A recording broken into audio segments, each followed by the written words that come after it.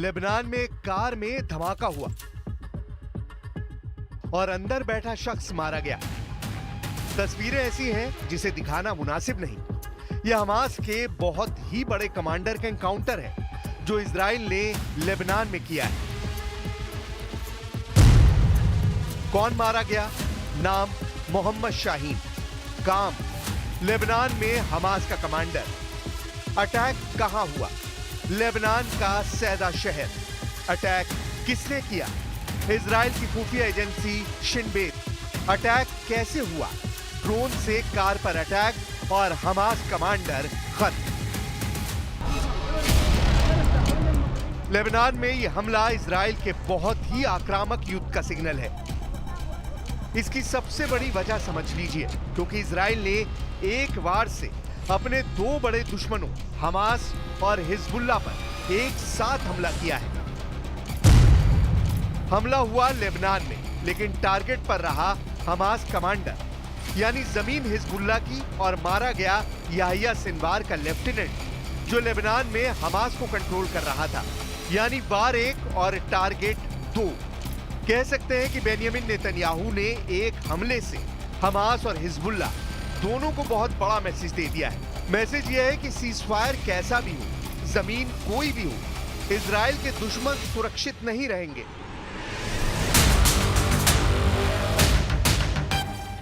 Benjamin Netanyahu के इन खतरनाक तेवरों को उनके एक और बड़े फैसले से समझिए, जिसमें इजराइल की सेना को लेकर बहुत बड़ा ऐलान किया गया है। अब इजराइल की फौज का नया कमांडर बनाए गए हैं मेजर जनरल इयाल जमीर। उन्होंने लेफ्टिनेंट जनरल हर्जी हलेवी की जगह ली है, जिन्होंने हमास के खिलाफ इजरायली सेना की नाकामी पर इस्तीफा दिया है।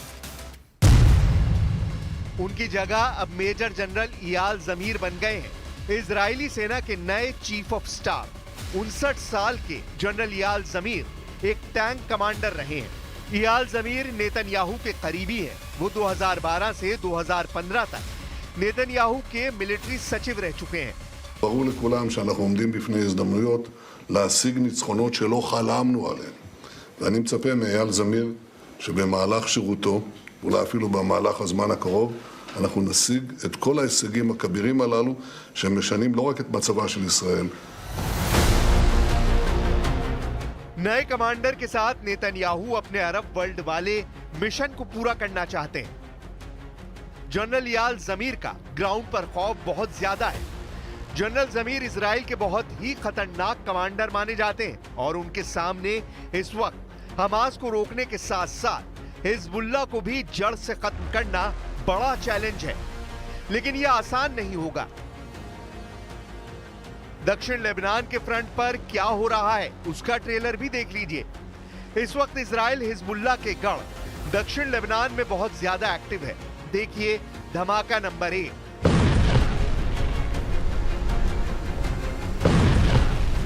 धमाका नंबर 2, धमाका नंबर 3,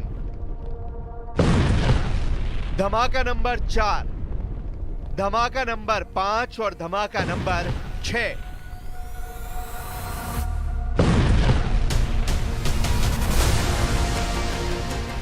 इन धमाकों के साथ इजराइल ने नए युद्ध की गारंटी दे दी है। इन धमाकों के साथ इजराइल ने बता दिया है कि नईम कासिम का भी वही हाल होगा जो हसन नसरल्लाह का हुआ।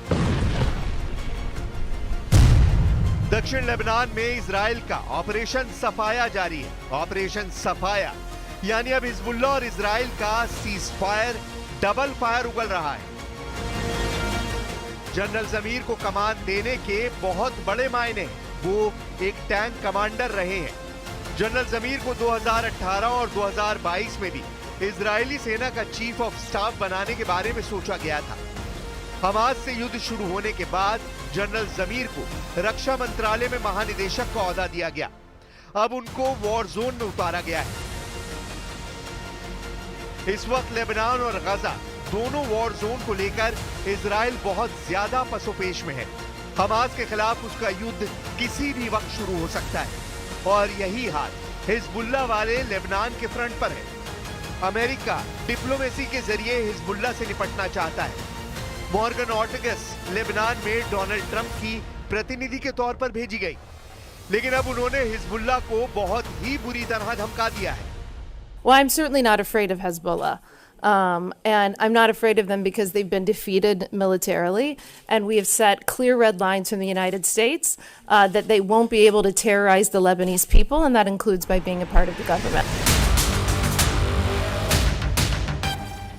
लेबनान में हिजबुल्लाह और हमास दोनों के खिलाफ इजराइल की जो आग फैल रही है, उसमें डोनाल्ड ट्रंप और बेंयामिन नेतन्याहू की सीक्रेट मीटिंग का बहुत बड़ा हाथ है। इसी मीटिंग के बाद ट्रंप ने मॉर्गन ऑर्टेगस को लेबनान भेजा और अब मॉर्गन को हिजबुल्लाह किलर कहा जाने लगा है। सबसे बड़ी बात यह है कि अब हिजबुल्लाह की लीडरशिप तहस नहस हो चुकी है। हसन नसरल्लाह के मारे जाने के बाद नईम कासिम नया कमांडर है, लेकिन मॉर्गन ऑर्टेगस ने नईम कासिम के लिए लाल रेखा खींच दी है और यही रेड लाइन बनाने वाली मॉर्गन अब हिजबुल्लाह के खिलाफ किलिंग मशीन बनने के लिए तैयार है।